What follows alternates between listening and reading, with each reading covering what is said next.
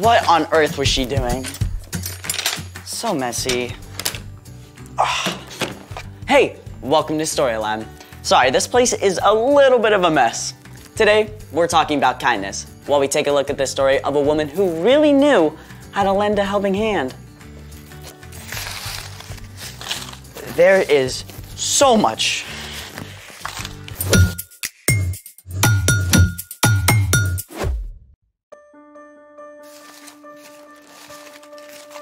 Oh, wow. Thank you for your help.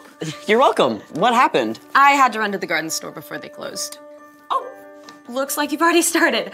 Hi, I'm Skylar. And I'm Sebastian. Today, we're talking about kindness, which is showing others they are valuable by how you treat them.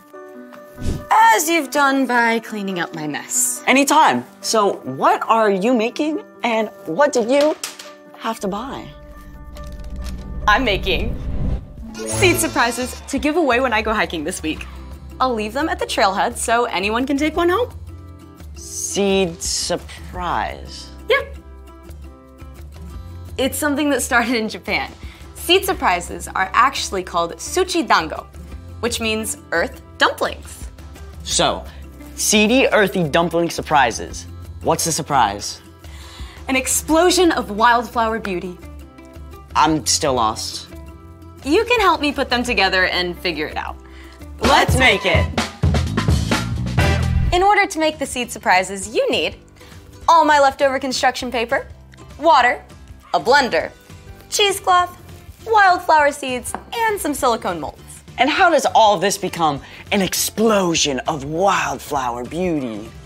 First, rip up the construction paper into small pieces. So this big? Yep. And once the blender is about halfway full, you need just enough water to fill up to the paper.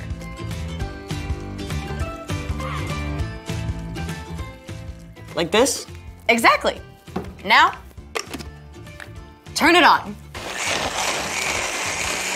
And blend until it's a smooth mush. Definitely mushy. Now it's time to strain the water out. With the cheesecloth? Exactly.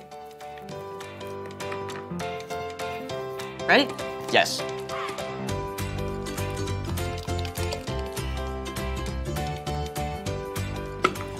Now, squeeze out as much of the water as you can.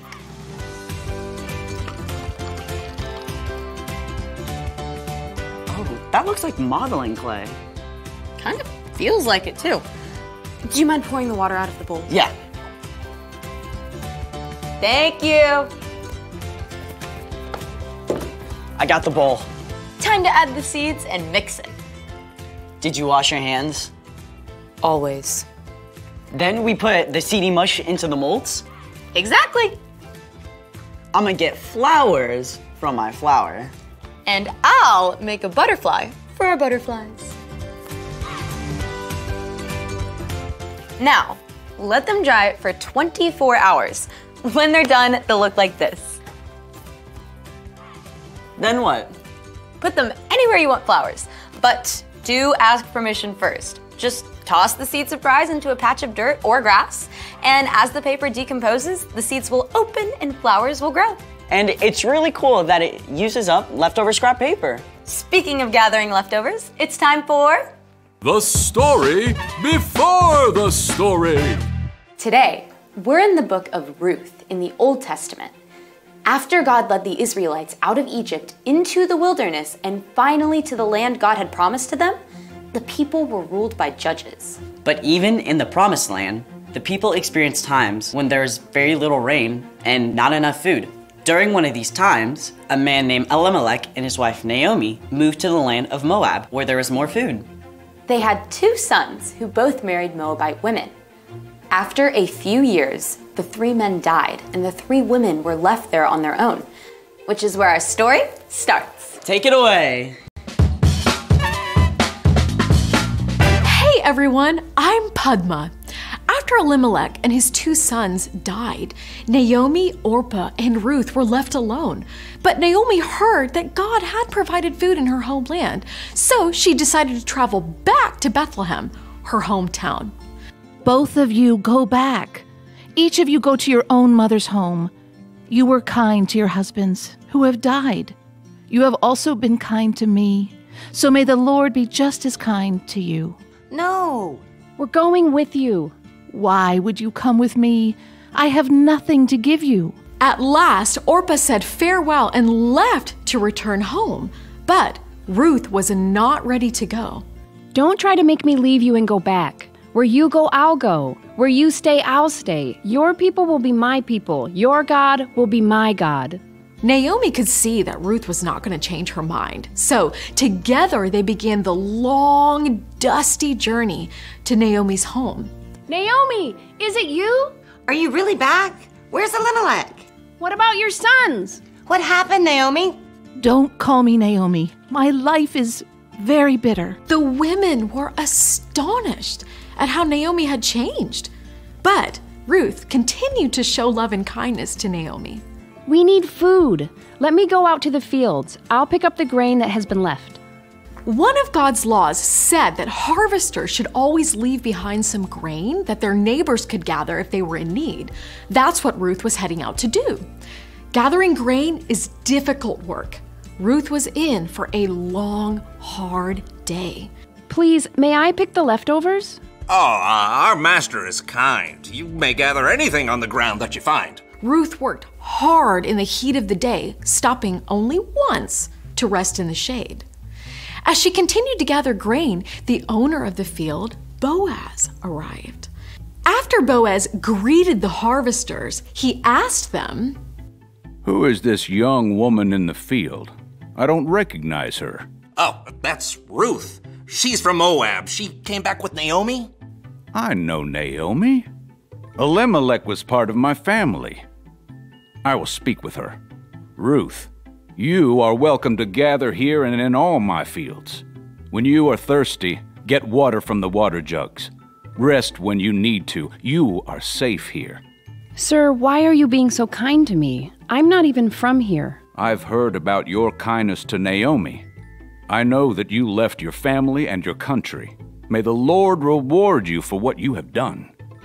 Boaz even made sure that his men left extra grain behind for Ruth. When Ruth returned to Naomi that evening, Naomi was amazed to see how much grain she had gathered. Where on earth did you pick up grain today? I went to the field of a man named Boaz. He was very kind to me. Naomi's attitude began to change. May the Lord bless him. The Lord is still being kind. That man is a close relative of ours. He's one of our family protectors. Ruth continued to gather grain from Boaz's fields, and in time, Ruth and Boaz were married. Ruth gave birth to a son named Obed, who ended up being the grandfather of King David and the lots of greats grandfather of Jesus. The Lord be praised.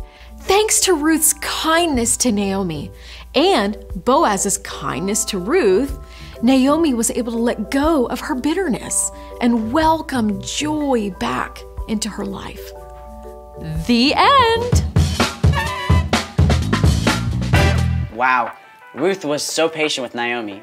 Patience is a great way to show kindness. And by choosing to stay with Naomi, Ruth showed Naomi that she still mattered. So, what's our part in the story? No matter how much we love our family and close friends, sometimes it's actually easier to be kind to a stranger. We see our family and friends at their best and their worst, just like Ruth and Naomi. But you can still choose to be kind, even when someone you love is driving you nuts. Yeah, when my brother gets grouchy, it's annoying. And then I get grouchy too, and then, I snap back at him. Instead of being annoying back, you can say something encouraging or do something nice for him. Yeah, to be honest, it's so easy to bug someone you love because you know them so well. Like making annoying noises. Or poking them in the arm. Choosing kindness means you're not going to push any of those buttons. Plus, you can choose kindness by thanking your family or friends when they help you. Especially your parents, because they do so much for you. Saying thank you is a great way to show them you value them. Sounds like you've got it. See you next time. Bye. So here's the thing. Be kind to the people closest to you. It'll be like a kindness surprise growing all over your home. Speaking of, I gotta get ready for my hike and give away these seed surprises. Can I join you? Of course. Thanks for joining us in the Story Lab. See you next time. So, what kind of flowers are gonna grow from these? It'll be a surprise, but it'll also be beautiful.